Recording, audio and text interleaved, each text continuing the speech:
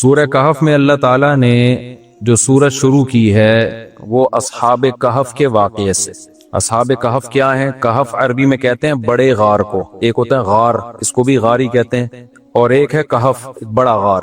تو پچھلی امتوں میں شرک تھا، حکومت غیر مسلموں کی تھی، اور وہ ظلم اور جبر کر کے کسی کو توحید پر قائم رہنے نہیں دیتے تھے۔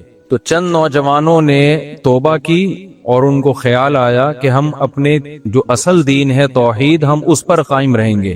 اب چونکہ اس ریاست میں شریعت پہ چلنا ممکن نہیں تھا ان کے لیے، تو شریعت کا حکم یہ ہے کہ اگر آپ کسی جگہ شریعت کو فالو نہیں کر سکتے، ناممکن ہو رہا ہے آپ کے لیے، تو گنجائشیں نکالنے کی اجازت نہیں ہے آپ کو، بلکہ آپ کو وہاں سے چپ بیٹھے ہوئے موو کرنا پڑے گا۔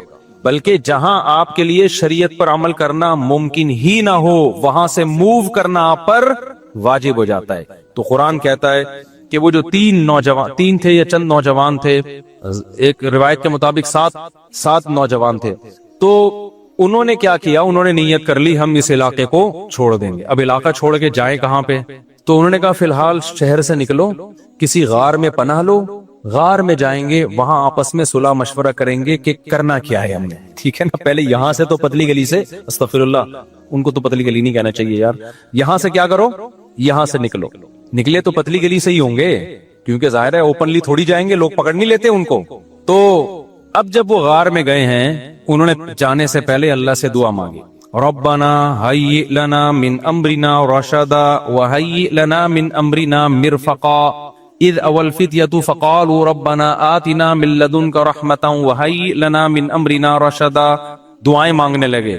پہلا سبق ہمیں کیا ملتا ہے؟ جہاں دین پر چلنا امپاسبل ہو جائے، اس علاقے کو چھوڑنا بولو واجب ہے۔ مسئلہ چینج نہیں ہوگا، آپ کو چینج ہونا پڑے گا۔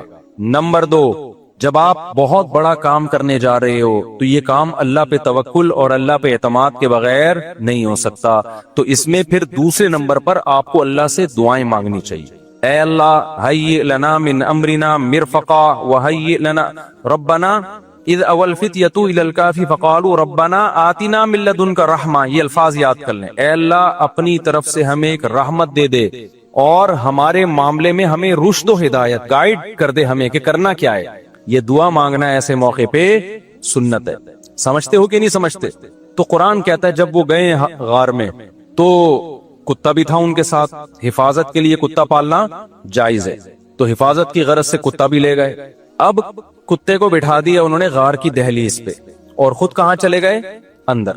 انگریز ہوتا کتے کو بھی اپنے ساتھ، کیونکہ فیملی ممبر ہوتا ہے کتے ان کے ہاں، بڑھاپے میں ان کا بہترین سہارا ہے کتے، تو وہ کتے کو اپنے ساتھ لے جاتے اور کتا بھی ان کے ساتھ سو جاتا۔ لیکن وہ چونکہ مسلمان تھے، ان کو پتا تھا کتے کا استعمال اتنا ہی جائز ہے جتنی شرعی ضرورت، تو یہ دہلیز پہ حفاظت کے لیے تو ہوگا، اتنا فری کرانے کی اجازت نہیں ہے کہ اندر ہمارے ساتھ کھانے میں شریک ہو جائے۔ کیونکہ آپ یوٹیوب پہ دیکھیں، وہاں کتے، ہمارے استاذ لندن گئے، وہ پہلی دفعہ گئے تھے، وہ کہہ رہے ہیں گھر میں گیا تو کتا بیٹھا ہوا ہے سامنے نا بستر پہ، وہ اتنا بڑا کتا زبان باہر کر رہے ہیں، میں تو ڈر کے باہر آ گیا۔ میں نے کہا بھائی یہ کیا کر رہا ہے؟ بستر پہ بیٹھا ہوا ہے کتا، تو کہہ رہے ہیں میں ڈر گیا، میں نے یہ کیا؟ انہوں نے کہا بھائی یہ ایسے ہی ہوتا ہے یہاں۔ خیر، اور جو فیملی پلاننگ والوں کی کوشش ہے نا، بچے کم، تو یہ سمجھ لو کہ ہمارے گھروں میں بھی عنقریب کتے آنے والے ہیں، یا تو کتا پال لو یا انسان پیدا کر لو، تو یہ آنے والا ہے۔ یہ رپورٹ ہے، یورپ ہی کی رپورٹ ہے 100 سال پہلے کی، کہ یورپ میں جو بہت زیادہ جانور پالنے کا رواج آیا ہے نا، یہ جب ہی آیا جب ان کی گروتھ ریشو انہوں نے کم کیا ہے، تو پھر یہ بہت کتے متے بلے آ گئے، بلیاں کم آئی، کتے زیادہ آئے ہیں۔ خیر، تو اب جب وہ اندر گئے ہیں تو اللہ کی قدرت دیکھو، اللہ نے کو ان کا توکل، اللہ کو ان کی قربانی اتنی پسند آئی کہ اللہ نے کہا کہ تم یہاں کدھر سفر کر کے کہاں جاؤ گے، میں ایسا کرتا ہوں تمہیں سلا دیتا ہوں اور 309 سال کے بعد اٹھاؤں گا تمہیں میں۔ اللہ کے علم میں یہ بات تھی کہ اس دوران اس حکومت کا تختہ الٹ جائے گا اور یہاں کوئی اسلامی حکومت آ جائے گی۔ یہ نبی صلی اللہ علیہ وسلم سے پہلے کا واقعہ ہے، اسلامی میں اس سینس میں کہہ رہا ہوں کہ حق کی حکومت، ورنہ اس وقت تو عیسائی حکومت یا یہودی حکومت ہوگی نا۔ اب جب یہ سوئے ہیں تو قرآن کہہ رہے ہم نے ان کے کتے کو باہر بٹھا دیا اور جاگتا رہے وہ 309 سال، اور ایسا روک کہ کوئی باہر آئے نہ گزرے تو اس کو ڈر کے کتا مجھ پہ حملہ نہ کر دے۔ لَوِ اطَّلَعْتَ عَلَيْهِمْ لَوَلَّيْتَ مِنْهُمْ فِرَارًا وَلَمُلِئْتَ مِنْهُمْ رُعْبًا۔ اللہ کہتے ہیں اے مخاطب اگر تو جاتا نا ایسا روب تھا کہ تو بھاگ جاتا وہاں سے. تو اللہ نے یہ انتظام کیوں کیا؟ تاکہ ان کی طرف کوئی بڑھنے کی کوشش نہ کرے. اب کیا ہوا ہے؟ قرآن کہتا ہے وَإِذَا طَلَعَتْ وَتَرَى الشَّمْسَ إِذَا طَلَعَتْ تَزَاوَرُ عَنْ كَهْفِهِمْ. سلایا اللہ نے اس انداز سے کہ سورج کی روشنی ڈائریکٹ ان کے اوپر جسم پہ نہیں پڑ رہی، کیونکہ سورج کی تیز تپش بھی انسان کی باڈی کو خراب کر دیتی ہے. ایسا بھی نہیں ہے کہ اندر روشنی نہ جائے، وائٹامن ڈی ہی نہ ملے، اور ایسا بھی نہیں ہے کہ ڈائریکٹ سورج کی تپش سے باڈی خراب ہو جائے. ایک خاص انداز سے سورج کے زاویے، وہ سورج نکلتا غروب ہوتا نکلتا غروب ہوتا. وَنُقَلِّبُهُمْ ذَاتَ الْيَمِينِ وَذَاتَ الشِّمَالِ، اور ہم ان کو کروٹیں بھی دلاتے رہتے ہیں تاکہ ایسا نہ ہو کہ زمین کھا جائے. بھائی ایک ہی جگہ پڑے رہو گے، اگر آپ سوئے اور اٹھے ہی نہیں ایک دن 2 دن 3 دن 4 دن 5 دن 6 دن، تو ایک دن کیا ہوگا؟ زمین میں آپ کیا ہو جاؤ گے؟ غائب. تو اللہ کہتے ہیں ہم ان کو کروٹیں بھی دلا رہے تھے. اب دیکھو اللہ کے کام دیکھو. 309 سال کسی انسان کے لیے سونا ممکن نہیں ہے، لیکن اللہ نے جب سنا کہ ایک قدرت کو ظاہر کیا تو اب اللہ باقی تمام چیزوں میں اسباب ہی اختیار کر رہے ہیں. اللہ یہ بھی تو کر سکتے تھے ایک کروٹ پہ 300 سال سلا دیتے اور زمین کو ان کی باڈی کھانے نہ دیتے، یہ کر سکتے تھے نا، لیکن نہیں. 309 سال سنا کے تو اپنی قدرت ظاہر کرنی تھی، باقی سارے کام کیسے ہوں گے؟ اسباب کے تحت ہوں گے. اللہ یہ بھی کر سکتے تھے کہ 309 سال سلاتے، سورج کی کرنیں نہ آتی ان کے اوپر اور اندھیرے میں ہی وٹامن ڈی ان کو ملتا رہتا. نہ نہ نہ، جہاں تک اسباب سے کام ہوگا اللہ بھی کیا اختیار کرتے ہیں؟ اسباب اختیار کرتے ہیں. تو جب اللہ بھی اسباب ہی اختیار کرتے ہیں تو میں اور آپ کون ہوتے ہیں جو اسباب اختیار کیے بغیر اللہ پہ توکل کرنا شروع کر دیں؟ کمار آنی اللہ کھلائے گا، صحت کا خیال کرنا نہیں اللہ ابے کچھ نہیں ہوتا لڈو وڈو کھانے سے. یہ باتیں ہوتی ہیں نا آج کل دینداروں کی. او بھائی تیرے کو شوگر ہے تو 3 لڈو کیوں کھا رہا ہے؟ ابے موت دینے والا کون ہے؟ اللہ ہے. زندگی موت لڈو کے ہاتھ میں نہیں ہے. زندگی موت کس کے ہاتھ میں ہے؟ لڈو. کس کے ہاتھ میں ہے زندگی موت؟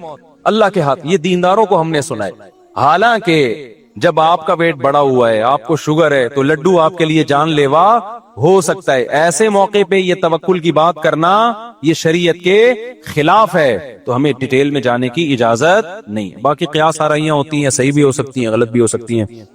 اچھا تو میں یہ عرض کر رہا تھا کہ 309 سال وہ سوئے ہیں. وَنُقَلِّبُهُمْ ذَاتَ الْيَمِينِ وَذَاتَ الشِّمَالِ، اللہ کہتے ہیں ہم ان کو پلٹتے تھے. اب ادھر کو کروٹ لے کے سوچو، اب ادھر. وَكَذَلِكَ بَعَثْنَاهُمْ، 309 سال کے بعد ان کو اللہ نے جگایا. پوری حکومت بدل گئی، پوری حکومت کا تختہ پلٹ گیا. اب جب 309 سال کے بعد اٹھے ہیں تو پیٹ کمر سے چپکا ہوا ہے، ٹھیک ہے نا، بھوک لگ رہی ہے ٹائٹ والی. تو کیا کہتے ہیں؟ کم لبستم. پہلے آپس میں کہنے لگے ہم کتنا سوئے ہیں، ہم کتنا سوئے. ایک نے کہا لبثنا یومن او بعض یوم، یا تو پورا دن سوئے ہیں، کیونکہ سورج جب ہم سوئے تھے تو یہاں تھا، اب یہاں ہے. لیکن جب یہاں ہے تو اس کا مطلب پورا دن تو نہیں سوئے ہم، پورا چکر تو ہو جانا چاہیے تھا نا. مثال کے طور پر وہ سوئے تھے مغرب کے وقت اور آنکھ کھل رہی ہے اشراق کے وقت. اب کنفیوز ہو رہے ہیں نا کہ یار اگر ہم تھوڑا سوئے ہیں تو یہ تو ہمیں لگ رہا ہے بہت زیادہ سوئے ہیں، 24 گھنٹے سے زیادہ تو سو نہیں سکتا کوئی. تو کہنے لگے یا تو ہم پورا ایک دن سوئے ہیں یا شاید اس سے کم سوئے ہیں. کم سونے پر یہ اعتراض ہو رہا ہے کہ نیند تو بڑی شاندار طریقے سے پوری ہوئی ہے، 4-6 گھنٹے میں ایسی ہوتی نہیں ہے. اور اگر زیادہ سوئے ہیں تو سورج جب ہم سوئے تھے وہ یہاں تھا، اب یہاں ہے، تو یہ تو 24 گھنٹے بھی پورے نہیں ہوئے. کیونکہ ان کا کیا خیال ہے کہ یہ 300 دفعہ پلٹ کے سورج آ چکا ہے. جب کافی دیر ان کی بحث ہوئی تو کہنے لگے ربکم اعلم بکم، اللہ ہی جانتا ہے بھائی کتنا سوئے ہیں، اس بحث سے کوئی فائدہ نہیں ہے، ابھی تو روٹی کی فکر کرو. فبعثوا احدکم بورقکم، یہ سکہ رائج الوقت لے کے جاؤ اور روٹی لے کر آؤ. اب دیکھو یہاں بھی وہ اللہ پہ توکل کر سکتے تھے کہ ہم جا رہے ہیں، پیسے لے جانے کی ضرورت نہیں ہے، ہم نے اللہ کے لیے قربانی دی ہے، کھلائے گا کون ہمیں؟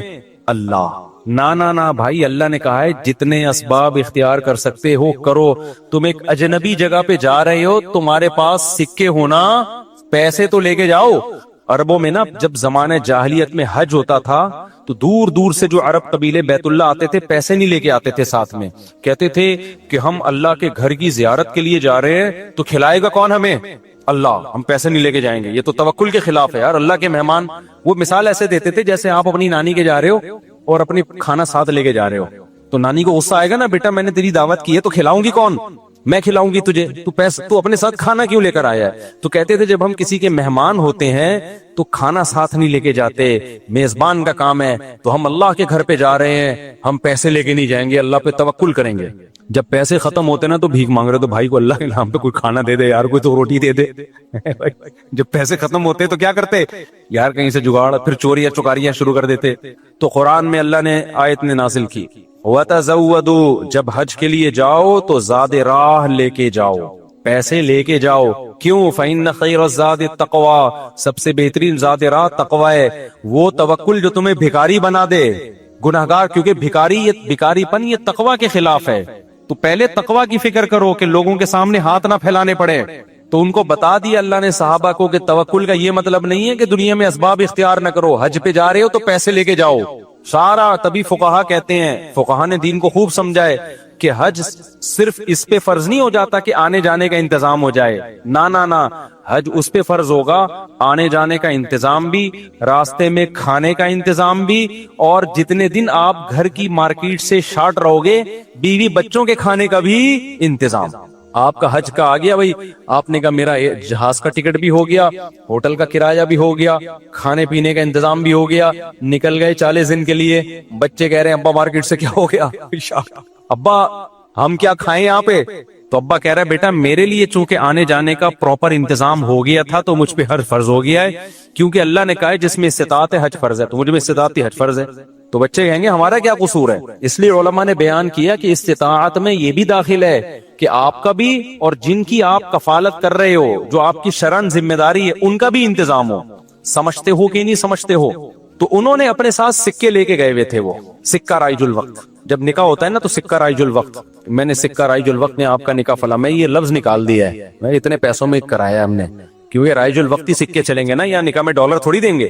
کبھی خربوزہ خریدتے ہوئے کہا کہ سکہ رائج الوقت کے مطابق یہ خربوزہ کتنے روپے کلو ہے، جیسے وہاں سیدھا سیدھا بولتے ہو بھائی خربوزہ کتنے روپے کلو ہے، تو مہر میں بھی وہی ہے، جب پاکستان میں شادی ہو رہی ہے تو پاکستانی روپے میں ہی ہوگی، اس میں الگ سے سکہ رائج الوقت بتانے کی ضرورت نہیں ہے۔ لوگ کہہ رہے تو سکہ رائج الوقت کے مطابق، تو وہاں سے میری زبان پہ یہ آیا ہے۔ تو انہوں نے کہا بھائی یہ سکہ رائج الوقت ہے، اس کو لے کے جاؤ اور کھانے پینے کا انتظام کرو۔ پھر کہنے لگے دیکھو وَلْيَتَلَطَّفْ، چپکے سے جانا، وَلَا يُشْعِرَنَّ بِكُمْ أَحَدًا، کسی کو تمہارے بارے میں پتہ نہ چلے، ایسے منہ لپیٹ کے نا چھپڑ میں جانا اور روٹی لے کے چھپڑ میں واپس آ جانا۔ اس سے بھی پتہ چل رہا ہے کہ وہ اپنی حفاظت کا پورا انتظام کر رہے ہیں، پھر اللہ پہ توکل کر رہے ہیں۔ کتا بھی ساتھ لے کے جا رہے ہیں تاکہ اجنبی لوگوں سے ہماری حفاظت ہو، یہ بھی پورا انتظام، اور اس کے بعد بھی ایک بندے کو بھیج رہے ہیں بھائی لپٹ کے جانا، پتہ نہ چلے، پکڑے نہ جائیں ہم۔ اور آگے انہوں نے کیا کہا، فَلْيَنظُرْ أَيُّهَا أَزْكَىٰ طَعَامًا، دیکھنا پاکیزہ کھانا ہو، حلال کھانا لے کے آنا۔ اس سے بھی پتہ چلتا ہے کہ چونکہ غیر مسلم ریاست تھی نا، وہاں ان پر واجب تھا کہ کھانا خریدنے سے پہلے تحقیق کر لیں کہ حرام ہے یا حلال۔ اسلامی ملک میں اس تحقیق کی ضرورت نہیں ہے کیونکہ حلال ہی ہوتا ہے۔ یہاں آپ ہوٹل میں بیٹھ کے پوچھیں یہ گدھے کا گوشت ہے یا بکرے کا گوشت ہے، وہ رکھ کے ایک تھپڑ لگائے گا آپ۔ کیوں بھائی؟ غالب یہی ہے کہ جب سامنے والا انسان ہے اور مسلمان ہے تو گوشت بھی انشاءاللہ حلال ہی ہوگا۔ سامنے والا گدھا نہیں ہے تو گوشت بھی گدھے کا، یہاں بھی گدھے کے گوشت بکے ہیں مگر ان کا ریشو کم ہے نا، عموماً تو حلال ہی ہوتا ہے۔ لیکن جب آپ غیر مسلم ریاست میں جاتے ہیں، پھر جب بھی آپ کوئی چیز خریدیں گے تو آپ پر تحقیق کرنا واجب ہے، بھائی یہ حلال ہے یا نہیں۔ میں یورپ میں جہاں بھی ہوٹل میں جاتا تھا پہلے پوچھتا تھا ابے یہ مرغی حلال ہے کہ حرام ہے، وہ کہتا تھا حلال ہے۔ کیسے پتا چلا حلال ہے؟ ٹھپا تو سب نے لگایا ہوا ہوتا ہے حلال کا۔ کہاں سے خریدی آپ نے؟ وہ بتاتا تھا فلاں سے۔ میں نے کہا آپ کو پتا ہے کہ وہ ہاتھ سے ذبح کرتے ہیں؟ کہ جی ہمیں تو نہیں پتا۔ میں نے کہا پھر ہم بھی نہیں کھائیں گے بھائی۔ یہ غیر مسلم ریاست میں یہ تحقیق کیا ہے؟ اطمینان ہو جائے کہ ہاں جی ہاتھ کا ذبیحہ ہے، بسم اللہ اللہ پڑھ کے کہہ رہے تو پھر آپ کھا سکتے ہیں، ادروائز نہیں کھا سکتے آپ۔ پھر آپ چلغوزے کھائیں، کچھ بھی کھائیں، گزارا کریں آپ، سمجھتے ہو؟ تو ان لوگوں نے بھی کیا، حالانکہ یہ کتنے شدید بھوکے تھے نا، ان کو تو چاہیے تھا بولتے یار تو جا اور جو ملے لے آ بس اٹھا کے، جو ملے۔ ابھی حلال حرام کے چکر میں پڑنے کی ضرورت نہیں ہے، بہت ہو گیا یار بھوک دیکھ یار، ابھی تو ابھی پھر بھی جا کے حلال حرام کی تحقیق کرے گا؟ ابے جو ملے اٹھا کے لے آ، نا نا نا نا، حلال لے کے آنا، حرام سے اوائڈ کرنا۔ اب جب وہ بندہ آیا نا سکہ رائج الوقت لے کے، تو جب وہ اس نے سکہ دیا تو وہ دکاندار نے بولا بھائی یہ کون سے زمانے کا سکہ لایا بھائی تو؟ ٹھیک ہے نا، یہ کرنسی تو کیا ہو گئی ہے، 300 سال پہلے یہ نوٹ ختم ہو چکے ہیں، اس پہ تو جس بادشاہ کی تصویر ہے وہ بھی بت پرست بادشاہ تھا، اس کا تو خاتمہ ہو گیا ہے. یہاں تو جہاد ہوا، دوسری قوموں نے حملہ کیا، پوری ریاست کیا ہو گئی ہے، ختم. اچھا وہ بھی دیکھ رہا تھا کہ یار یہ تو وہ شہر ہی نہیں لگ رہا، میں کوئی گوگل نے غلط تو نہیں بتا دیا کہیں مجھے، ہے بھائی. وہ بھی یہی سوچ رہا نا جو کہ بھئی میں کہاں ہوں، یہ وہ جگہ ہی نہیں لگ رہی. تو 309 سال میں تو سب کچھ چینج ہو جائے گا نا. بالآخر قرآن میں چونکہ اختصار ہے، بہت شارٹ واقعات سناتا ہے. بالآخر کیا ہوا کہ لوگوں نے اس سے پوچھا تم کون ہو، اس نے پوچھا بھائی وہ کہاں ہے، انہوں نے کہا وہ تو 309 سال پہلے ونس اپون اے ٹائم ایک حکومت تھی، پھر یہ ہوا، پھر علامتیں دیکھی گئی، یہ پرانے سکے نکلے. تو لوگوں کو اچھا ان لوگوں کی ہسٹری بھی لوگوں کو پتا تھی کہ پرانے وقتوں میں چند نوجوانوں نے اللہ کے لیے قربانی دی تھی اور اپنے علاقے سے ہجرت کر کے چلے گئے تھے، ان کے نام یہ تھے، ان کی علامتیں یہ تھی. تو اس سے بھی لوگوں کو نا ہسٹری سے پتا چل گیا بھائی یہ کون لوگ ہیں، یہ وہی لوگ ہیں. تو پھر بہرحال جب ہو گیا تو ان کی تو بڑی واہ واہ ہو گئی، یار یہ تو بڑے کرامتی بزرگ ہیں، یہ تو 300 سال سے کہاں سو رہے تھے، غار میں سو رہے تھے. سب نے ان کو بلایا، بھائی ان کا تو بڑا اکرام ہوا. میں اب آگے میں اپنے اسٹائل میں بیان کر رہا ہوں، قرآن میں نہیں لکھا ہوا، جو ہوتا ہے ایسے موقع پہ بھائی دم کر دیں، ہمارے وہ گنجے کے بال نہیں آ رہے حضرت اس کے سر پہ دم کر دیں، اس کی شادی نہیں ہو رہی اس کے لیے دعا کر دیں، اور یہ بچہ مفتی مولوی صاحب میرا بچہ انسان کا بچہ بن جائے. ہم نے جب پیدا کیا تھا اس وقت انسان تھا، لیکن اب جو رپورٹ ہے اس کے مطابق یہی جو شکایتیں آ رہی ہوتی ہیں، کوئی پھونک لگا دیں، کوئی تبلیغ میں نکال دیں، کوئی نصیحت کر دیں، جو بھی ان کا اتنی عزت ہو گئی، اتنی عزت ہو گئی. پھر انہوں نے وہ سب آ گئے اور ان کی بڑی جو اللہ نے نا ان کی دعا ایسے قبول کی کہ بجائے ہجرت کرنے کے انہی کے وطن کو ان کے لیے سوٹیبل بنا. اور بالآخر ایک وقت کے بعد ان کی طبعی موت ہوئی. تو اب لوگوں میں جھگڑا ہو گیا بھائی ان کی موت واقع ہو گئی ہے. تو یہ چونکہ ایک بڑا تاریخی واقعہ ہوا ہے، تاریخی واقعہ ہوا ہے نا، اس واقعے کو محفوظ رکھنا. ہسٹری تو ہر ایک چاہتا ہے نا محفوظ ہو، اور وہ ہسٹری جس میں کوئی سبق ہو. تو کسی نے کہا ہم قبہ بنائیں گے، کسی نے کہا ہم کیا بنائیں گے، لیکن جو غالب لوگ تھے، جن کو اللہ نے غلبہ دیا تھا، انہوں نے کہا لَنَتَّخِذَنَّ عَلَيْهِمْ مَسْجِدًا. ہم ان کے غار، کہا جاتا ہے کہ اسی غار میں ان کو دفن کیا گیا جس غار میں انہوں نے زندگی گزاری نا، ہم ان کے غار کے قریب ایک مسجد بنائیں گے تاکہ اس مسجد میں نماز بھی ہو، عبادت بھی ہو، عقیدہ توحید بھی زندہ رہے. کیونکہ انہوں نے قربانی توحید کے لیے دی تھی، اور مسجد توحید کا سب سے بڑا ذریعہ ہے. مسجد بتاتی ہے کہ صرف اللہ کو پکارا جائے گا، تو انہوں نے پھر وہاں مسجد بنا دی. تو اب بعض لوگ اس سے کہتے ہیں، اس سے پتہ چلتا ہے مزاروں پہ مسجدیں بنانا جائز ہیں. نہ اس وقت ان کی قبر کے قریب مسجد بنائی گئی تھی توحید کو زندہ کرنے کے لیے. اب قبروں پہ مسجد بنانے سے توحید کا بیڑا غرق ہوتا ہے. اب شرک اور بت پرستی پھیلتی ہے اس سے، اس لیے علماء کہتے ہیں اب قبرستانوں میں مسجدیں نہیں بنائی جائیں گی. ان کی نیت کچھ اور تھی، آج کچھ اور ہونے لگتا ہے، آج قبروں کو سردہ ہونے لگتا ہے وہاں پہ، اس لیے آج منع کیا جائے گا اس عمل سے. سمجھتے ہو کہ نہیں سمجھتے؟ تو اس واقعے میں ہمیں کیا سبق ملتا ہے؟ اس واقعے سے ہمیں سبق ملتا ہے کہ جو اللہ کے لیے قربانی دیتا ہے اللہ اس سے غافل نہیں ہوتا. ایک آدمی کو عشق ہو گیا نا، یہ شعر کا شان ورود بتا رہا ہوں آپ کو. ایک آدمی کو عشق ہو گیا تو محبوبہ نے ہر گناہ کروایا اس سے. لوگوں نے کہا خدا ناراض ہو جائے گا، اس نے کہا بھائی مجھے معشوق چاہیے. آخر میں اینڈ میں کیا ہوا، اللہ تو ناراض کر لیا اس نے، معشوقہ کی شادی کہیں اور ہو گئی. تو اس پر کسی نے کہا نہ خدا ہی ملا نہ وصال صنم، صنم سے ملاقات بھی نہیں ہوئی، صنم سے محبوب، نہ خدا ہی ملا نہ وصال صنم، نہ ادھر کے رہے نہ ادھر. ترکی لبرل بننے کی کوشش میں نہ مسلم کنٹری رہا نہ یورپین. لہذا اب ان کو تھوڑا ہوش آ رہا ہے کہ یار واپس پلٹو، تم نے تو دنیا پہ حکومت کی ہے، اب ترکی میں مسجدیں آباد ہونا شروع ہوئی ہیں لیکن اب بہت ٹائم لگے گا.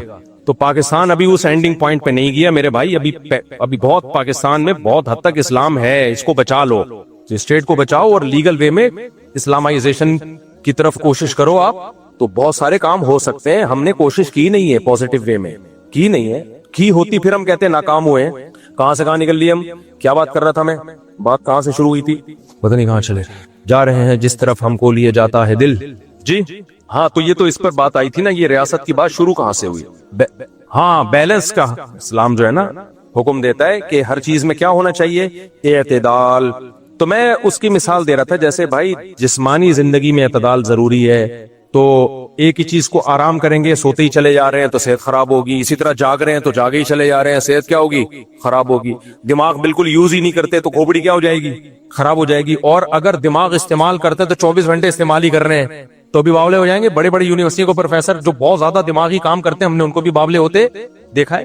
اتنا پڑھتے ہیں اتنا پڑھتے ہیں اتنا پڑھتے ہیں کہ اوپر کی سیٹنگ کیا ہو جاتی ہے، آؤٹ. تو یہ اعتدال کے خلاف ہے. کھانا کھا رہے ہیں تو کھائے چلے جا رہے ہیں, ڈائٹنگ ہے تو کئی ہفتوں بھوکے رہ رہے ہیں, کمزور ہو جائیں گے, مر جائیں گے.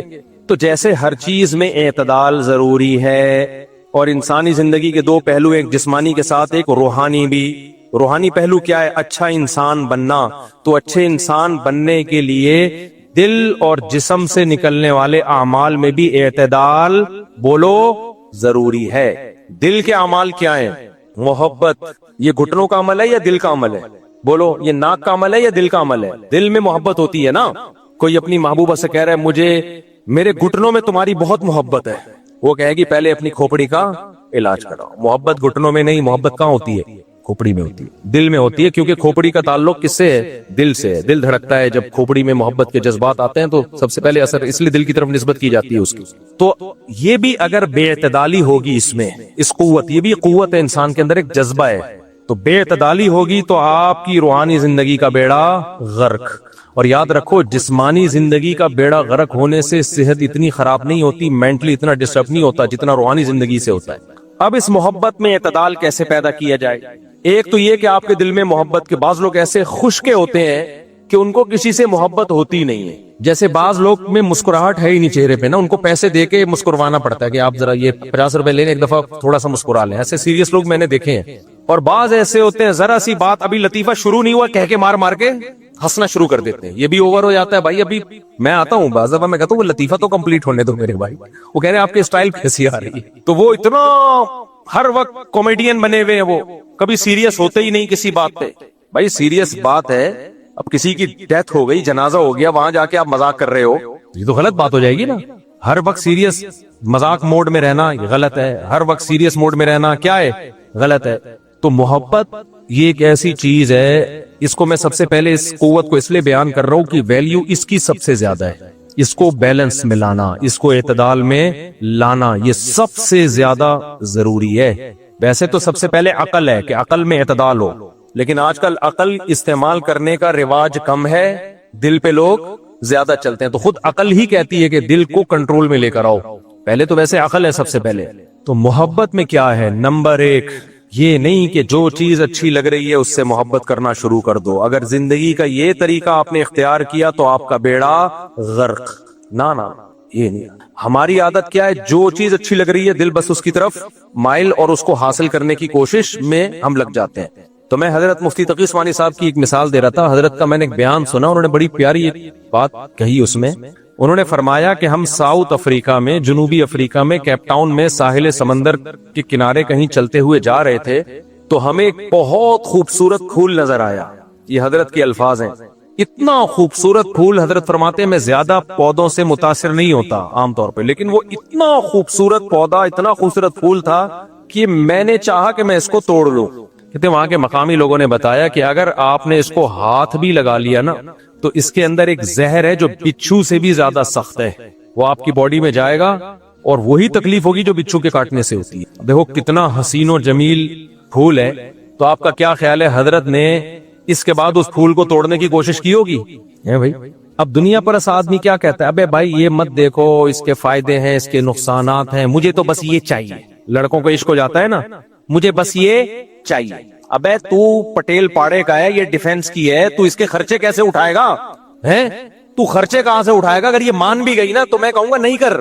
یہ ابھی مان رہی ہے, کوئی فیس بک پہ سیٹنگ ہو گئی ہے, لیکن تو اس کے خرچے کہاں سے اٹھائے گا؟ نہیں بھائی میں پاگل ہو گیا ہوں. میں کیا ہو گیا ہوں؟ پاگل ہو گیا ہوں. پاگل ہو نہیں گیا, تو پاگل تھا. اس پاگل پنے کا ایک اثر اب ظاہر ہونا شروع ہو گیا ہے. آج نوجوان کی حالت کیا ہے؟ جو اچھا لگ رہا ہے بس اس کو دیکھو. ٹک ٹاک پہ دیکھ رہے ہوں گے کوئی خوبصورت لڑکی آ گئی, اس کو دیکھنا. پہلے مفتی طارق مسعود آ رہے تھے, ہٹا بے ان کو, ہٹا یار, شادیاں کر. کوئی خوبصورت سی لیلا آ گئی, نظریں ٹکا کے دیکھیں گے. اب شریعت کہہ رہی ہے اس کو مت دیکھو, اس کے سائیڈ افیکٹ بولو, یہ تمہاری کچھ نہیں لگتی ہے, اس کے سائیڈ افیکٹ زیادہ ہیں. یہ آنکھوں کا زنا ہے. سب سے پہلی بات حدیث میں آتے ہیں آنکھ بھی زنا کرتی ہے. تھوڑی دیر تکلیف ہوگی, اس کو ہٹا دو. تھوڑی سی تکلیف ہوگی, یہ تھوڑی تکلیف بڑی اذیتوں سے بچائے گی. ہر اٹریکٹیو چیز اس قابل نہیں ہوتی کہ اس کو دیکھا جائے, اس کو حاصل کرنے کی کوشش کی جائے. اس سے سوائے تمہیں ذہنی پریشانی کے کچھ بھی حاصل نہیں ہوگا. اس کا سب سے پہلا سائیڈ افیکٹ, آخرت کے سائیڈ افیکٹ تو بہت ڈینجرس ہیں. یعلم خائنۃ الاعین وما تخفی الصدور, اللہ کہتے ہیں میں آنکھوں کی خیانت کو جانتا ہوں اور دل میں آنے والے خیالات کو بھی جانتا ہوں. تمہاری آنکھ خیانت کر رہی ہے, کسی کو پتا نہیں ہے کہ تم کس نیت سے دیکھ رہے ہو. یہ کون جانتا ہے؟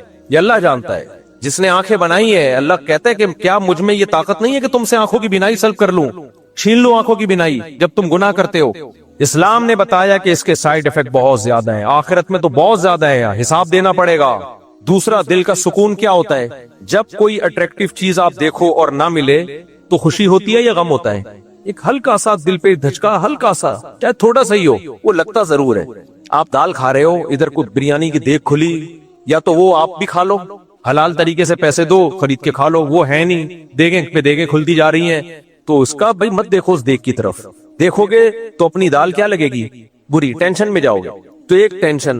نمبر 2, جو آپ کی اپنی ہے وہ آپ کو پھر اچھی, ایسی لیلائیں ٹک ٹاک پہ پڑی ہوئی ہیں, آپ کو اپنی پرانی والی اچھی نہیں لگے گی, وہ نہیں لگے گی آپ کو اچھی. یہ گھر کا سکون برباد ہوگا کہ نہیں ہوگا؟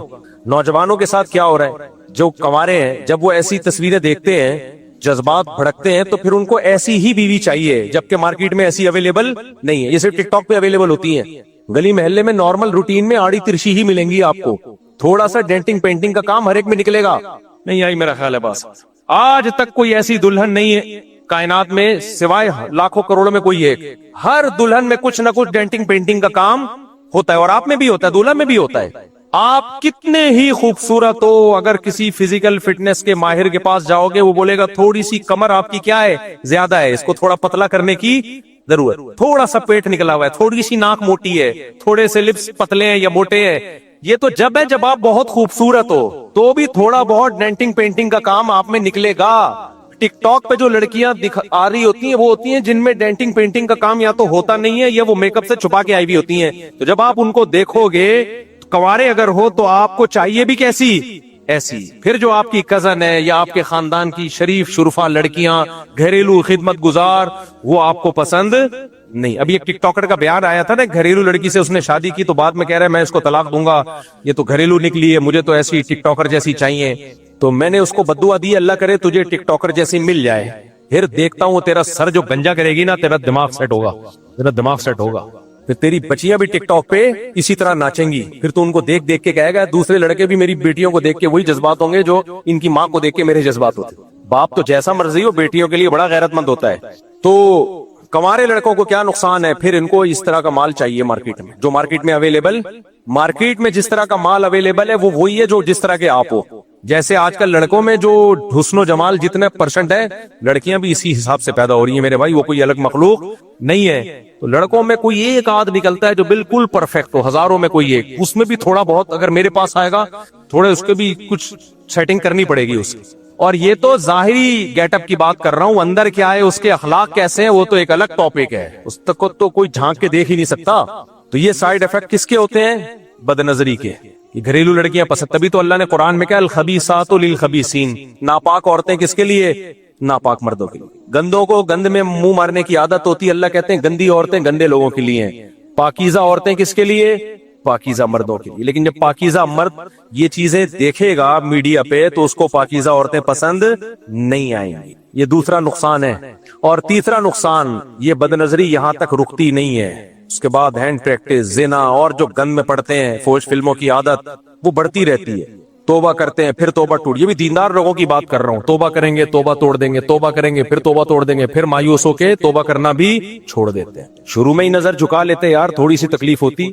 شیطان ایک بات کہتا ہے کہ بھائی یہ تو بار بار کی تکلیف ہے, کب تک برداشت کروں گا. نہ, تکلیف چند بار ہوتی ہے, اس کے بعد یوز ٹو ہو جاتا ہے انسان, عادت پڑ جاتی ہے. دیکھو ڈاکٹر کہتے ہیں میٹھا کھانا چھوڑ دو, لوگ کہتے ہیں ڈاکٹر صاحب چینی کی تو ہمیں عادت ہو چکی ہے. ڈاکٹر کہتے ہیں 21 دن ناغا کر لو, اس کے بعد 22ویں دن تمہیں میٹھا برا لگنا شروع ہو جائے گا. چند دن کی محنت ہوتی ہے بھائی, چند دن کی محنت ہوتی ہے.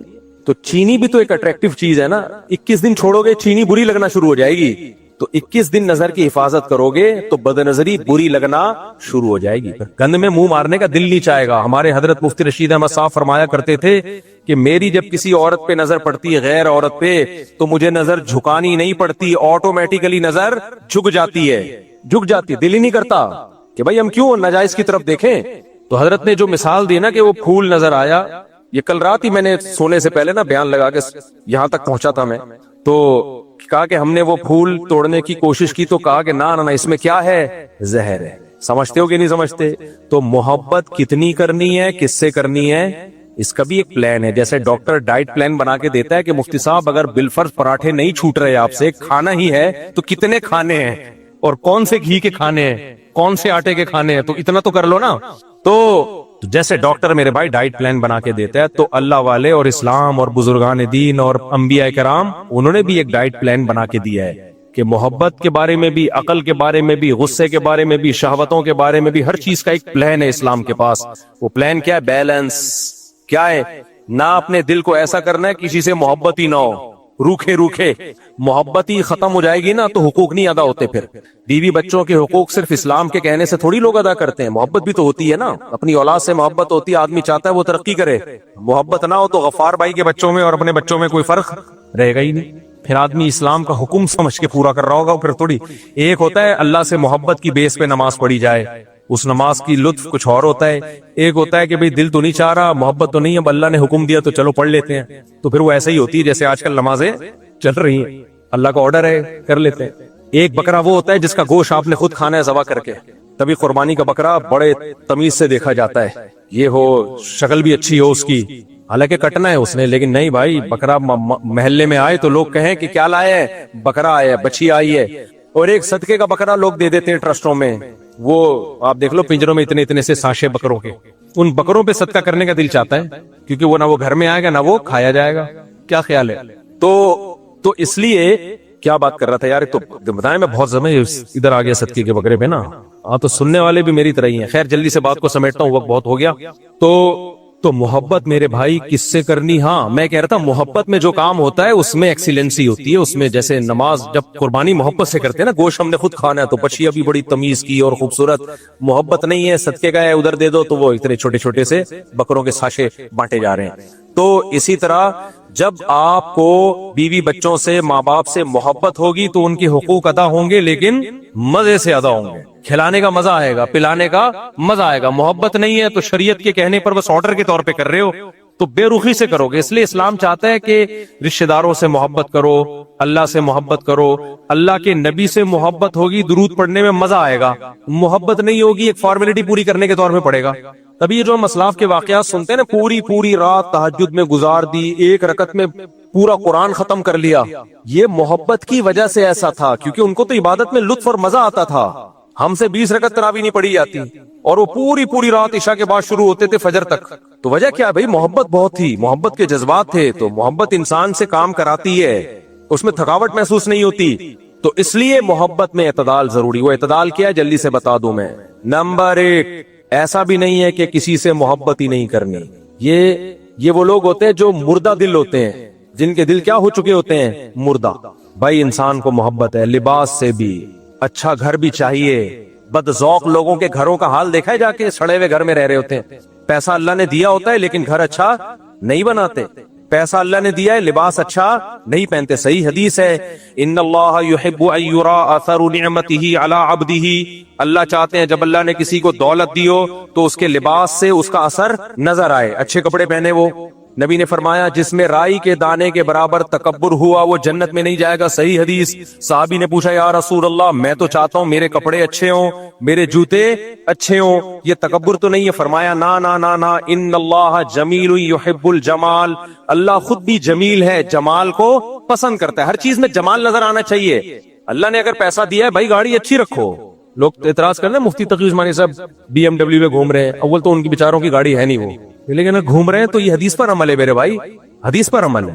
پیسہ دیا ہے تو وہ رکشے میں تھوڑی گھومیں گے، اچھا ہے۔ سلیمان علیہ السلام کو اللہ نے دولت دی تھی، رکشوں میں گھومتے تھے، پیون زدہ کپڑے پہنتے تھے۔ سلیمان علیہ السلام کا تو تخت ایسا خاندانی کہ ملکہ سبا آگے حیران، بھائی یہ کیا ہے، واٹس گوئنگ آن۔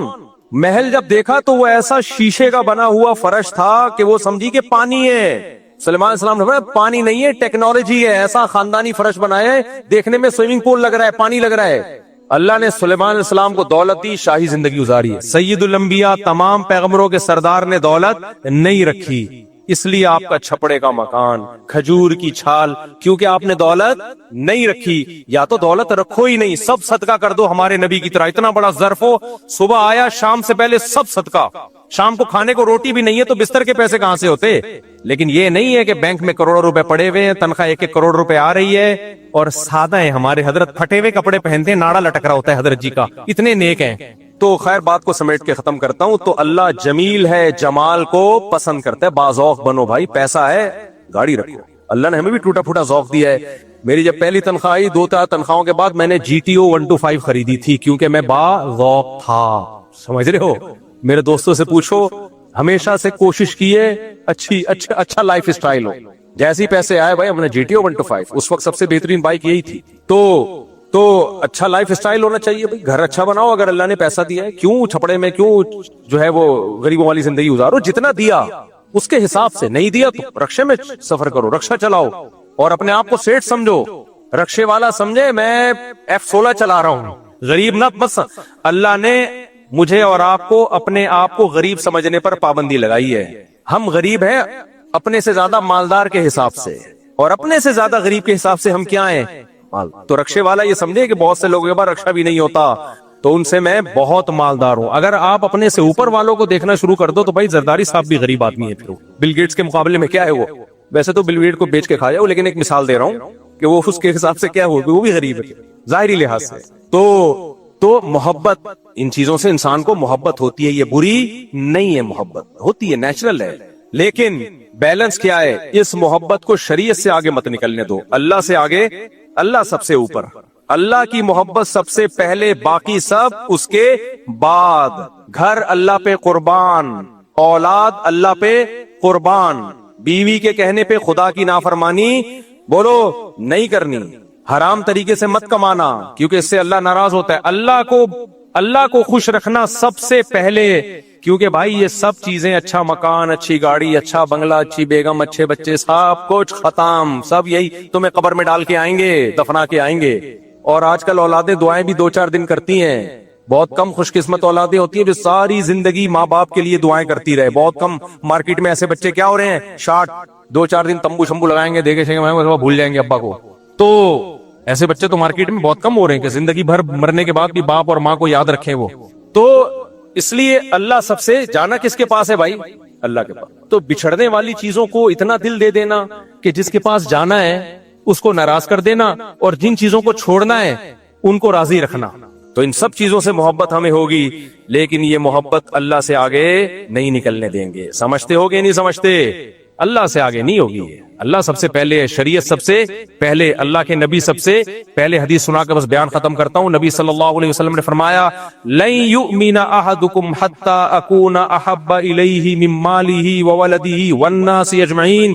تم میں کوئی شخص اس وقت تک ہرگز مومن نہیں ہو سکتا جب تک میں اس کو، اس کی اولاد، اس کے والدین اور دنیا کی ہر چیز سے زیادہ محبوب نہ ہو جاؤں.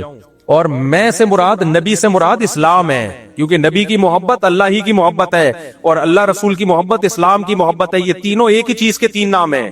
یعنی دین کی محبت تمام محبتوں پر غالب. سمجھتے ہو کہ نہیں سمجھتے؟ تو یہ محبت میں بیلنس ہے. پھر آپ نے دیکھنا ہے حلال اور حرام محبتوں میں فرق. پھر یہ نہیں کہ جس پھول کی طرف دل مائل ہو رہا ہے توڑنے چلے جاؤ. بھائی اس کی طرف جانے سے خدا ناراض ہوگا تو کتنا ہی اٹریکٹیو ہے، ختم، نہیں جائیں گے ہم. ہاں اللہ ناراض نہیں ہو رہا تو ٹھیک ہے بھائی. تو اللہ تعالی ہمیں ہر چیز میں اعتدال اختیار کرنے کی توفیق عطا فرمائے. وما علینا الا البلاغ. لاؤ بھائی جلدی سے، بسم اللہ الرحمن الرحیم، گرمی بہت ہو رہی ہے. محمد وقاص ولد محمد ندیم بلوچ، اور دلہن کا نام ہے کیا لکھا ہوا بھائی؟ حسنہ بنت محمد یعقوب. ان کا وکیل کون ہے؟ حسنہ بنت محمد. آپ نے اجازت دی کہ میں حسنہ بنت محمد یعقوب کا نکاح، مہر کیا لکھا ہوا یار؟ مبلغ 30,000 روپے اور 3 تولہ سونا. 30,000 روپے اور 3 تولہ سونا. اس مہر میں آپ نے اجازت دی کہ میں حسنہ بنت محمد یعقوب کا نکاح محمد وقاص ول محمد ندیم بلوچ سے کروں. اجازت ہے؟ کون ہے بھائی؟ آپ ہیں؟ قبول ہے. ابھی کرنے تو دیں نکاح، ابھی بہت اسپیڈ ہے، ابھی میں نے نکاح کیا نہیں ہے. میں پوچھ رہا ہوں آپ ہیں؟ دیر سے شادی کے نقصانات دیکھو ہیں. تیسری شادی ہو رہی ہے آپ کی؟ 2 ہیں. بڑے خاندانی استاد. اچھا بھائی، سید محمد طلحہ ول سید راشد علی، اور دلہن کا نام ہے طیبہ بنت عبد القدیر، اور مہر کی رقم ہے 1,00,000 روپے اور 50,000 معجل 50,000 بعد میں. 1,00,000 روپے مہر میں. ان کے وکیل کون ہیں؟ آپ نے اجازت دی کہ 1,00,000 روپے مہر میں طیبہ بنت عبد القدیر کا نکاح سید محمد طلحہ ول سید راشد علی سے کروں. اجازت ہے جی؟ اللہ اکبر. پہلے تیسری شادی والے کا آپ کا بعد میں. یہ زیادہ نیک آدمی ہے. الحمدللہ نحمده ونستعینه ونستغفره ونؤمن به ونتوکل علیہ ونعوذ باللہ من شرور انفسنا ومن سیئات اعمالنا من يهده الله فلا مضل له ومن يضلله فلا هادي له ونشهد أن لا إله إلا الله وحده لا شريك له ونشهد أن سيدنا وحبيبنا وشفيعنا وسندنا محمدا عبده ورسوله صلى الله تعالى عليه وعلى آله وأصحابه وبارك وسلم تسليما كثيرا كثيرا. أما بعد فأعوذ بالله من الشيطان الرجيم. بسم الله الرحمن الرحيم. يا أيها الناس اتقوا ربكم الذي خلقكم من نفس واحدة وخلق منها زوجها وبث منهما رجالا كثيرا ونساء واتقوا الله الذي تساءلون به والأرحام إن الله كان عليكم رقيبا. وقال تعالى يا أيها الذين آمنوا اتقوا الله وقولوا قولا سديدا يصلح لكم أعمالكم ويغفر لكم ذنوبكم ومن يطع الله ورسوله فقد فاز فوزا عظيما. وقال النبي صلى الله عليه وسلم النكاح من سنتي وقال فمن رغب عن سنتي فليس مني. وقال النبي صلى الله عليه وسلم تزوجوا الودود الولود فإني مباهي بكم الأمم. وقال النبي صلى الله عليه وسلم تزوجوا ولا تكونوا كرهبان النصارى. جناب سید محمد طلحہ ود سید راشد علی، میں نے 1,00,000 روپے مہر میں آپ کا نکاح طیبہ بنت عبد القدیر سے کیا. آپ نے اس نکاح کو قبول کیا؟ جی قبول. جزاک اللہ جزاک اللہ. آپ کو تیسری دفعہ شادی مبارک. جناب محمد وقاص ول محمد ندیم بلوچ، میں نے 30,000 روپے مہر اور 3 تولہ سونا. اس مہر میں آپ کا نکاح حسنہ بنت محمد یعقوب سے کیا. آپ نے اس نکاح کو قبول کیا؟ جی قبول ہے. ماشاءاللہ. اللہ تعالیٰ مبارک کرے جی. دونوں نکاحوں میں اللہ برکت دے. الحمدللہ رب العالمین والعاقبۃ للمتقین والصلاۃ والسلام علی رسولہ الکریم وعلی آلہ وصحبہ اجمعین. اللہ ان دونوں نکاحوں کو اپنے دربار میں قبول فرما. ان نکاحوں میں اللہ دونوں جوڑوں کو اللہ تا دم حیات اس نکاح کی برکتیں نصیب فرما. تا دم حیات محبت کے ساتھ الفت کے ساتھ اللہ زندگی گزارنے کی توفیق نصیب فرما. اس نکاح کو اللہ ان دونوں جوڑوں کے خاندانوں میں جوڑ کا ذریعہ بنا، خاندانوں میں الفت اور محبت کا ذریعہ بنا، برکتوں کا ذریعہ بنا. ہر طرح کے شر سے اور آفات سے اللہ ان کو محفوظ فرما. جس کی جو جائز مراد ہو اللہ اس کی مراد کو پورا فرما. ربنا آتنا فی الدنیا حسنۃ وفی الآخرۃ حسنۃ وقنا عذاب النار. صلی اللہ تعالی علی خیر خلقہ محمد وعلی آلہ وصحبہ اجمعین. اللہ دونوں کو بہت مبارک کرے. بھائی اجتماعی قربانی کرنے والے اکثر گائے کہ او بھائی بہت اہم مسئلہ ہے، اس کا کلپ بنا کے ابھی نہیں چلائے تو قربانی کے جانور کی جگہ تم کو کھڑا کر دوں گا میں. دیکھو آج کل ایک بہت بڑی کوتاہی ہو رہی ہے. اجتماعی قربانیوں میں لوگ نوٹ کما رہے ہیں. اجتماعی قربانی میں آپ نوٹ نہیں کما سکتے. یہ بزنس کا جائز طریقہ نہیں ہے. جو جائز طریقہ ہے بزنس کا وہ بھی میں آپ کو بتا دوں. اگر نوٹ کمانے ہیں تو کیسے کرو. پھر ہو یہ رہا ہے مسجد والے، مدرسے والے یا کوئی انڈیویجولی یا کوئی ادارہ کیا کرتا ہے، وہ کہتا ہے بھائی ہمارے ہاں اجتماعی قربانی ہو رہی ہے، سب لوگ حصہ لیں. ایک حصہ فار ایگزامپل 15,000 روپے کا ہے. اب سب سے 15,000 روپے لے لیے، لاکھوں کروڑوں روپے جمع ہو گئے، جانور لے کر آئے، گوشت ڈیوائیڈ کیا، اب بچ گئے جی 10 لاکھ روپے. وہ 10 لاکھ پی گئے. یا وہ مدرسے کا پروفٹ سمجھ لیا کہ یہ مدرسے کا کیا ہے، پروفٹ ہے، تو یہ جائز نہیں ہے. وہ 10 لاکھ روپے آپ کو سب میں کو ڈیوائیڈ کرنے پڑیں گے، واپس کرنے پڑیں گے وہ مدرسے کا پروفٹ. کیونکہ اگر آپ مدرسے کا وکیل بن کے اجتماعی قربانی کر رہے ہیں تو مدرسہ پروفٹ اگر رکھ رہا ہے تو اس کا مطلب مدرسہ بزنس کر رہا ہے. تو قانونی ادارہ بھی ایک شخص واحد شخص کی طرح ہوتا ہے، جس کو شخص قانونی کہتے ہیں. سمجھ رہے ہیں کہ نہیں سمجھ رہے؟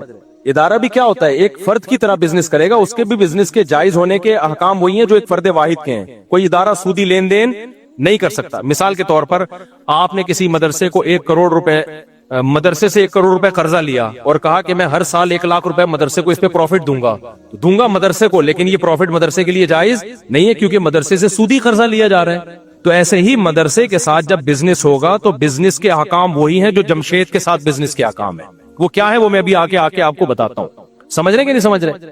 تو اب کرنا یہ ہے کہ جب کسی مدرسے یا مسجد کی طرف سے اجتماعی قربانی ہو رہی ہے تو آپ نے یہ کرنا ہے کہ بھائی جتنے ایک حصہ ہم اتنے کا لے کر آئیں گے، جو پیسے بچ جائیں گے ہم آپ کو واپس کرنے کے پابند ہیں. اور اگر آپ اجازت دیں تو ہم مدرسے کے ڈبے میں ڈال دیں. یہ رسید پہ پہلے لکھوا لیں آپ. پھر اب جب وہ پیسے بچیں گے، اگر کوئی شخص کہتا ہے میں نے اجازت دی تھی آپ کو کہ یہ مدرسے میں ڈال دیں، لیکن میں وہ اجازت کینسل کر رہا ہوں، مجھے پیسے واپس دو، تو آپ کو دینے پڑیں گے، کیونکہ اس ایگریمنٹ کی کوئی شرعی حیثیت ہے نہیں. یہ بس ایک اخلاقی پابندی ہوگی کہ بھائی میں نے کہا تھا جو پیسے بچ جائیں تو مدرسے میں ڈال دینا، اس وقت میرا موڈ یہی تھا، لیکن پیسے تو چونکہ میرے ہیں تو واپس دے دو مجھے، تو آپ کو واپس دینے پڑیں گے. عام طور پہ دیکھا یہ جا رہا ہے کہ مسجد والے، مدرسے والے جو اس طرح کی قربانی کرتے ہیں وہ واپسی کا آپشن نہیں رکھتے، اور اگر رکھتے بھی، اگر وہ کہہ بھی دیتے ہیں کہ جو پیسہ بچے گا ہم مدرسے میں فنڈ کے طور پہ دے دیں گے، تو پھر یہ نہیں بتاتے کہ یہ لازمی شرط نہیں ہے. لازمی شرط لگا نہیں سکتے نا. یہ جس کا پیسہ ہے جب تک وہ آپ کو عین وقت پہ جب اس کا حق آئے گا تو اس وقت اگر وہ اجازت دیتا ہے تو ٹھیک ہے، نہیں دیتا تو اس کو حق ہے. دیکھو میں آپ سے کہتا ہوں کہ کل میں آپ کو صدقہ دوں گا 50 روپے، آپ سے وعدہ کر لیتا ہوں. کل آپ آئے کہ آپ نے کہا تھا 50 روپے دو، میں کہہ رہا ہوں یار میرا موڈ نہیں ہے، تو آپ زبردستی لے سکتے ہو؟ بھائی ایک وعدہ کیا تھا، ابھی میرا موڈ نہیں ہے. ہم یہ تو کہیں گے یار اب اخلاق کا تقاضا یہ کہ دے دو، لیکن کوئی شرعی پابندی اس پہ ہے نہیں. آپ کے پیسے ہیں بھائی، میری ضرورت پڑ گئی ہے مجھے، اب اس وقت میں نے کہا تھا میرے پاس تھے، اب میرے پاس ہے نہیں. ہاں آنے جانے کا جو آپ کی ٹینشن ہوئی کرایہ میں دے دیتا ہوں، میرے وعدے کی بیس پہ آپ آئے تو نقصان نہیں ہونے دوں گا میں آپ کو. تو ایسے ہی خوب سمجھ لو کہ جب اجتماعی قربانی کی ہے تو اس پہ جو اضافی پروفٹ ہے آپ نے رسید پہ پہلے لکھوا لیا، لوگوں کو بتا دیا کہ جو پیسہ بچے گا ہم مدرسے کے ڈبے میں ڈال دیں گے. ٹھیک ہے، اچھا کام کیا آپ نے. لیکن جب یہ پیسہ بچے گا تو لوگوں میں سے ہر ایک کو یہ حق حاصل ہے کہ وہ یہ پیسہ واپس لے لے. وہ کہیں ہم نے کہا تھا کہ آپ مدرسے میں دے دیے گا، لیکن اب ہمارا ارادہ بدل گیا، پیسے ہمارے ہیں تو آپ ہمیں واپس کر دیں. یہ لازمی شرط نہیں ہے. تو رسید میں اب اجتماعی قربانی میں آپ نے کیا لکھوانا ہے؟ بھائی ایک حصہ اتنے کا ہے، جو پیسے بچیں گے وہ کسی انڈیویجول، کسی فرد کے ہرگز نہیں ہوں گے، وہ تو ویسے ہی حرام ہے، ناجائز ہے. بلکہ جو پیسے بچیں گے ہم مدرسے کو دیں گے، لیکن اگر آپ واپس لینا چاہیں تو آپ کے پاس یہ رائٹ ہے. آپ فلاں تاریخ کو ہمارا پورا حساب ہوگا، عید کے تیسرے یا چوتھے دن آ کے وہ رقم لے جائیں، تو رسید پہ آپ کو اس طرح سے چھپوانا پڑے گا، تب یہ کام حلال ہوگا، ادروائز یہ جائز نہیں ہے. سمجھ میں آ رہی ہے بات؟ اب آپ اگر اس کو پروفٹ کے طور پہ رکھنا چاہتے ہو کہ میں اجتماعی قربانی کروں اور نوٹ بھی چھاپوں، تو پھر آپ نے کیا کرنا ہے؟ پھر آپ نے یہ کرنا ہے. اچھا یہ ناجائز کیوں ہے؟ یہ جو پہلا طریقے میں بزنس ناجائز کیوں ہے؟ ناجائز اس لیے ہے کہ آپ جب اجتماعی قربانی کرتے ہو تو آپ لوگوں کے نمائندے ہوتے ہو، ان کے لیے جانور خریدنے کے لیے. وکیل موکل سے کمیشن تو لے سکتا ہے بتا کے. دیکھو وکیل کی دو قسمیں ہوتی ہیں. اب یہ تھوڑا پیچیدہ مسئلہ ہو جائے گا نا، عوام کو سمجھانا تھوڑا سا. وکیل کیا کر سکتا ہے؟ آپ نے مجھے کہا مفتی صاحب میرے لیے گائے خریدو، میں گائے خریدی آپ کے لیے، راستے میں پہنا دی کسی کو میں نے مہنگے داموں کر کے، کیا میں پروفٹ رکھ سکتا ہوں؟ وہ نہیں رکھ سکتا. بھائی آپ نے تو دوسرے کے رزق پہ خریدی ہے. اگر یہ گائے مر جاتی تو آپ کس سے پیسے لیتے؟ اس سے لیتے. یار تمہاری گائے تھی، اس کو چھین کے بھاگ گیا، میں تو تمہارے لیے لینے گیا تھا. تو اس پہ کوئی پروفٹ نہیں رکھ سکتے آپ. جو ایکسپینسز آئے ہیں وہ لے سکتے ہو، جو جتنا خرچہ آیا ہے. پروفٹ اگر آپ نے لینا ہے تو پھر شریعت کا اصول کیا ہے؟ شریعت کا اصول یہ ہے کہ آپ جب تک کوئی چیز خرید کے اپنی ملکیت اور اپنے قبضے میں نہیں لے لیتے، اس وقت تک اس کو بیچ کے اس پہ پروفٹ نہیں کما سکتے. آپ سمجھ رہے ہو کہ نہیں سمجھ رہے؟ میں نے بھی اجتماعی قربانی کا بزنس کیا ہے، لیکن بزنس بتا کے، اور اس طریقے سے جیسے میں ابھی آپ کو بتا رہا ہوں اس طرح سے آپ کریں، کوئی ہمیں اعتراض نہیں. آپ کیا کہیں گے؟ بھائی یہ مدرسہ بزنس کر رہا ہے، یہ مسجد کا بزنس ہے، یہ غفار بھائی کا ذاتی بزنس ہے. وہ بزنس مسجد کا بھی ہو سکتا ہے، مسجد کے لیے یعنی مدرسے کے لیے بھی ہو سکتا ہے، اور کوئی انڈیویجول کوئی فرد بھی بزنس کر سکتا ہے. اس کا طریقہ یہ ہوگا کہ آپ نے یہ نہیں کہنا کہ ہمارے یہاں اجتماعی قربانی ہو رہی ہے، اتنے کا حصہ پڑ رہا ہے. آپ نے جانور خریدنا ہے، فیس بک پہ اس کی تصویر ڈالنی ہے، یوٹیوب پہ تصویر ڈالنی ہے، بھائی یہ جانور ہے، ایک حصہ ہم 15,000 کا فار ایگزامپل بیچ رہے ہیں. اس جانور کا مالک کون ہے؟ آپ ہو. اس دوران یہ جانور مر گیا، نقصان کس کا ہے؟ آپ کا.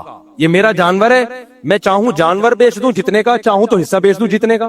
تو یہ میرا جانور ہے، میں نے کتنے کا خریدا یہ آپ کا ہیڈک نہیں ہے. جو لوگ خریدنا چاہتے ہیں 15,000 کا ایک حصہ ہے، خرید لیں. سمجھ رہے ہو کہ نہیں سمجھ رہے؟ تو وہ 15,000 کا جب خریدیں گے، دو دوسرے نے بھی 15 تو یہ 7 حصے آپ نے دوسروں کو بیچ دیے. گویا آپ کی پوری گائے بک گئی. اس پہ جو پروفٹ ہوا وہ کس کا ہے؟ بولو آپ کا. اب اگر گائے ہلاک ہوتی ہے بکنے کے بعد تو نقصان ان کا ہے، اس سے پہلے ہلاک ہوتی ہے تو نقصان کس کا ہے؟ آپ کا. اس کنڈیشن میں لانا پڑے گا اس بزنس کو. یعنی آپ نے خریدنا ہے، خریدنے کے بعد اپنے قبضے میں لینا ہے. اب تک وہ گائے کس کی ہے؟ آپ کی ہے. اس کا سارا نقصان کا رسک کون لے رہا ہے؟ آپ لے رہے ہو. اب آپ پہنانا شروع کر دو. پہناتے ہی ہیں، بیچتا کون ہے؟ سمجھ میں آ رہی ہے بات کہ نہیں آ رہی؟ اور آسان طریقہ بتاتا ہوں. آپ کہو گے بھائی ہم 100 گائے اٹھا کے لے آئے، کوئی خرید ہی نہیں رہا، تو ہم کیا کریں گے؟ بکنگ پہلے شروع کر دو. بے شک بکنگ کا طریقہ کیا ہے؟ آپ بولو بھائی میرا ارادہ ہے قربانی کا، اور میں جو حصہ لینا چاہے تو میرے پاس حصہ بک کرا دے، اور میں نے ریٹ رکھے فار ایگزامپل 15,000 روپے. تو جو لوگ اس میں دلچسپی لیتے ہیں پیسے دے دیں ایڈوانس میں. لیکن یہ صرف بکنگ ہوگی، یہ ڈن نہیں ہے ابھی سودا. جب میں جانور لاؤں گا، آپ کو جانور دکھاؤں گا، اس کے بعد آپ اگر خریدنے میں دلچسپی رکھتے ہو تو سودا ڈن کر دینا، نہیں رکھتے ہو تو 15,000 واپس لے لینا.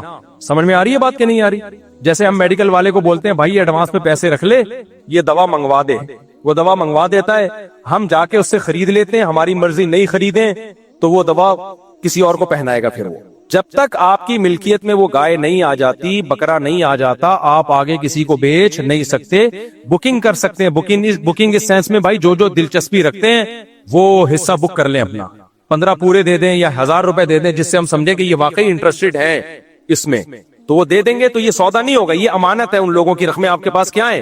امانت ہے. آپ کے پاس امانت کے طور پہ رکھی ہوئی ہے. آپ نے اپنے پیسوں سے جا کے یا انہی پیسوں سے جا کے آپ نے، وہ پیسے تو کوئی بھی لگے تو اس میں کوئی فرق نہیں ہے، لیکن ان کو آپ نے واپس کرنے پڑیں گے. وہ آپ نے جا کے جانور خریدا، پھر ہر جانور آپ کو دکھا کے، کیونکہ دیکھے بغیر اگلا خرید بھی نہیں سکتا شریعت میں. قبضے میں لے لیا، آپ اس کو بولیں بھائی یہ جانور ہے، یہ گائے ہے، یہ فیس بک پہ تصویر یا واٹس ایپ پہ تصویر بھیج دی، بھائی یہ میرے پاس کھڑا ہوا ہے جانور، اب آپ بتاؤ خریدنے میں دلچسپی رکھتے ہو؟ وہ کہے نہیں بھائی یہ پتلی گائے ہے، موٹی گائے ہے، مجھے نہیں چاہیے، یا مجھے کوئی اور سے حصہ مل گیا ہے، تو اب آپ کو وہ واپس کرنا پڑے گا کیونکہ سودا ڈن ہوا نہیں تھا. اب اگر آپ کہتے ہو یہ تو میرا نقصان ہے، میں اب یہ گائے کس کو پہناؤں، تو کوئی بات نہیں، کاروبار میں فائدہ بھی ہوتا ہے اور بولو نقصان بھی. میں نے یہ کام 8-10 سال کیا ہے، لیکن بتا کے کیا ہے کہ بزنس کر رہا ہوں، فی سبیل اللہ نہیں کر رہا. اس میں لڑکوں کو کہا ہوا تھا کہ کوئی بھی جانور جب آتا ہے لوگوں کو آپ نے دکھانا ہے، دکھانے کے بعد ان کو پورا رائٹ دینا ہے. لوگوں سے کہنا ہے یہ آپ کی گائے ہے، اس میں ایک حصہ 15,000 کا آپ نے پیسے ایڈوانس دے دیے، لیکن یہ حصہ 15,000 کا ہے، ہم بیچ رہے ہیں، لینا ہے لو، اگر نہیں لینا تو پورے 15 ہم آپ کو واپس کرنے کے لیے تیار ہیں. اور لینے کے بعد یہ حصہ آپ کا ہوگا. کیا مطلب؟ گائے اگر مر گئی تو ایک حصہ ہے تو 7واں حصے کا نقصان آپ کا ہوگا، ہمارا نہیں ہوگا، کیونکہ بکنے کے بعد اب اس کا رسک کون اٹھائے گا؟ آپ اٹھاؤ گے. جو خریدے گا وہ اب اس کے نفع نقصان کا ضامن ہے. سمجھ رہے ہیں نہیں سمجھ رہے؟ تو کتنے میرے جھگڑے ہوتے تھے، میں جانور لایا تو 40 جان 100 گائے لایا. 4-5-8-10 سال میں نے یہ بزنس خود کیا ہے، خود منڈیوں میں گیا بھی ہوں جانور لینے کے لیے. اس میں اتنی ٹینشن ہوتی تھی جب میں جانور لے کے آتا تھا. اب جو ملازمین رکھے ہوئے ان کو میں نے کہا بھائی یہ گائے جو ہے غفار بھائی کا حصہ ہے، اس کو غفار بھائی کو آپ نے بتا دیا؟ وہ کہہ رہے نہیں بتایا نہیں. وہ کہہ رہے بھائی ہم نے تو پہلے اجازت دی ہوئی تھی.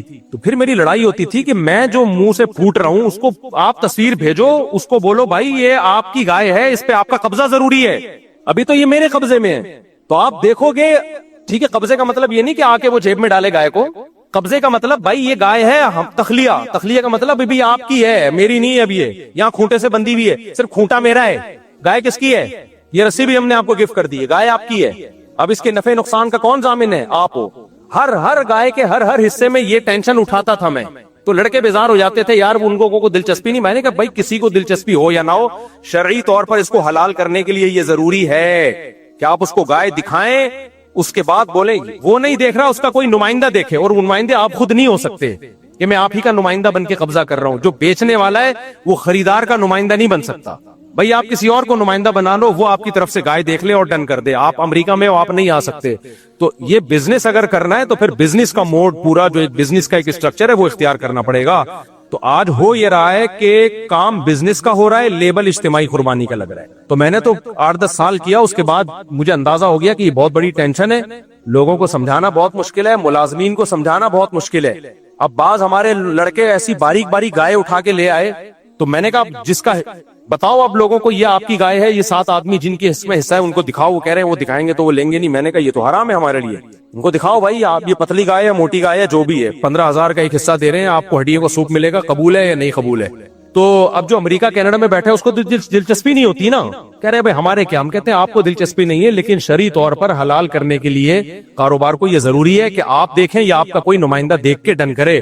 دیکھے بغیر ڈن کرنے کا کوئی اعتبار نہیں ہے. تو پھر وہ اس کو سوپ ہم نے دکھایا, ہڈیوں کا سوپ, کسی نے لے لیا, کسی نے بولا ہمیں نہیں چاہیے, وہ ٹینشن کس کی ہوئی, پھر وہ سوپ ہم نے اپنے بچوں کو پلایا, پھر سمجھ رہے کہ نہیں سمجھ رہے, تو اس میں لاس ہوا.